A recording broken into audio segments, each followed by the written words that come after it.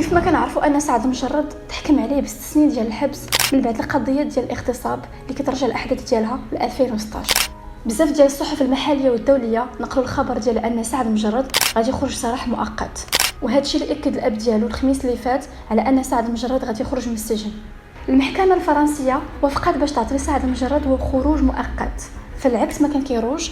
فالمحامي ديالو اكد بلي ما كاينه حتى شي كفاله من بعد الخروج ديالو، وحتى السوار ما كاينش، والباسبور اللي باقي عند السلطات.